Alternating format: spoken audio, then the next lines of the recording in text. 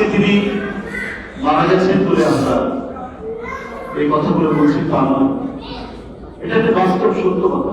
অত্যন্ত সুন্দরভাবে চমৎকারভাবে কথাগুলো তুলে ধরেছেন সুব্রতদা।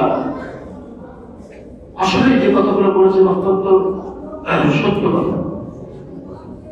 অসংখ্য তার বক্তব্য এখন ইউটিউবে বা সামাজিক গণমাধ্যমে বেশি বাড়াচ্ছে। তিনি বারবার বলতেন এই দেশ হিন্দু, মুসলমান, খ্রিস্টান, বৌদ্ধ, উপজাতি সবার, এটা আমরা এমন এক দেশে বাস করছি, আমাদের রাজনৈতিক দল, আমরা আমাদের এমন একটি রাজনৈতিক দল করি, আমাদের রাজনৈতিক দর্শন হচ্ছে প্রত্যেকটি মানুষের ভাই, প্রত্যেকটি মানুষের ঠিকানা, প্রত্যেকটি মানুষের আশ্রয়। তবে এই বক্তব্য এখন ইউটিউবে ভেসে বেড়াচ্ছে। কি অসাধারণ অসাম্প্রদায়িক একজন নারী, একদিকে যেমন তিনি ধর্মপ্রাণ, আবার একই সাথে তিনি খুব প্রচন্ড রকমের অসাম্প্রদায়িক মানুষ। একজন ধর্মপ্রাণ মানুষ কখনই সাম্প্রদায়িক হতে পারে না। সত্যিকার অর্থ যদি সে তার ধর্মের মূল ভ্যালুস গুলোকে, মূল্যবোধ গুলোকে লালন পালন করে, কেউ কখনোই ভয়াবহ হিংসা বিদ্বেষ পোষণ করতে পারে না। ধর্মপ্রাণ মানুষের এটা হয় না। এবং একদিকে যেমন ধর্মপ্রাণ মানুষ, আরেকদিকে আধুনিক মানুষ, আরেকদিকে অসাম্প্রদায়িক মানুষ। তিনি এমন এক জাতীয় নেতা, তার আশ্রয়ে প্রত্যেকটি ধর্মবর্ণের মানুষ তারা আশ্রয় পেত। তারা মনে করত তিনি তাদের একজন আশ্রয় ছায়া দেওয়া কিন্তু তিনি আজ চলে গেলেন আমাদের কাছে। মানে দীর্ঘদিন রোগে শোকে তিনি একেবারেই গভীরতর অসুস্থ হয়ে পড়লেন। তারপরে চলে গেলেন। তার চলে যাওয়া, তার এই মৃত্যু, আমি মনে করি এটি একটি হত্যাকাণ্ড শেখাতে চান। একজন মহিলা, তিনি হাঁটতে হাঁটতে গেলেন জেলখানার ভিতরে, ফিরে আসলেন একেবারেই অর্ধ লাশ হিসেবে, গুরুতর অসুস্থ।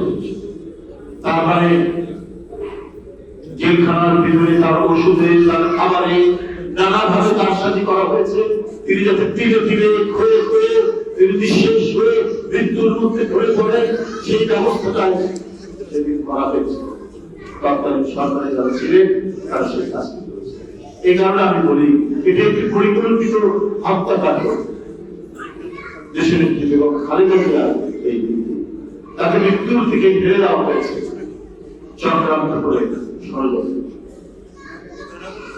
এইরকম যে কথা সুব্রতদা বলছে, সজ্জন মানুষ, মৃদুভাষী মানুষ, স্বল্পভাষী মানুষ, আমরা দেখেছি কোন কোন রাজনীতিবিদ প্রচন্ড কটূক্তি করছেন তাকে, যারা যিনি তাকে প্রতিপক্ষ মনে করতে কটূক্ত করছেন, বাজে কথা বলছেন, নানাভাবে হেনস্থা করছেন। কিন্তু তার পাল্টা হিসেবে তিনি একটাও অসাধারণ কথা বলেন। তার সাংস্কৃতিক উচ্চতা এত বেশি ছিল, এত উপরে ছিল যে সেখান থেকে তিনি কখনোই নেমে আসেননি সাধারণ স্তরে।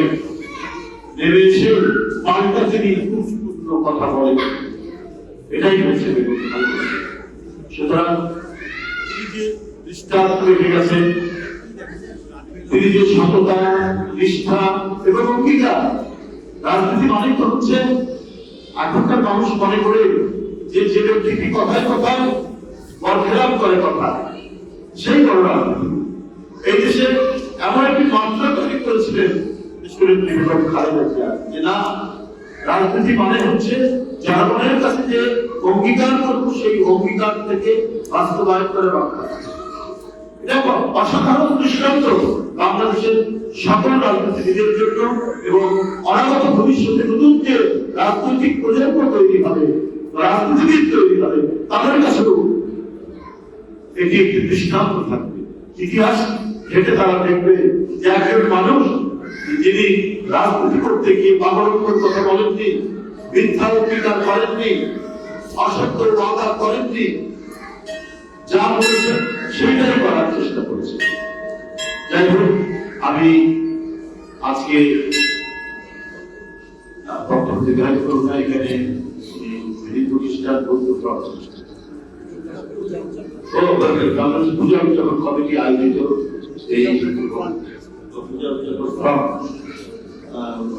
তাদের আয়োজিত এই যে ধর্মীয় অনুষ্ঠান প্রার্থনা সভা হয়েছে, প্রার্থনা সভা যারা আয়োজন করেছেন এই ফ্রন্টের যারা নেতৃত্ব দিচ্ছেন দীর্ঘদিন ধরে, বিশেষ করে আমার ভাতিজি এবং তার সাথে যারা আরো যারা আছে এখানে, আমি তাদের নাম বলেছি। আমি তাদের প্রত্যেকের প্রতি কৃতজ্ঞতা জানাচ্ছি। তারা হৃদয় থেকে, হৃদয়ের একেবারে অন্তঃস্থল থেকে নেতৃত্ব প্রতি তাদের যে ভালোবাসা, তাদের যে অকুণ্ঠ সমর্থন, এটা ভুল করার মতো না। এটাই হচ্ছে, উনি মারা গেছেন কিন্তু এই অঞ্চলটুকু রেখে গেছেন কোটি কোটি মানুষের হৃদয়ে। তিনি চিরস্থায়ী ভাবে বাসা বেঁধে গেছেন। এই বাসার এত শব্দ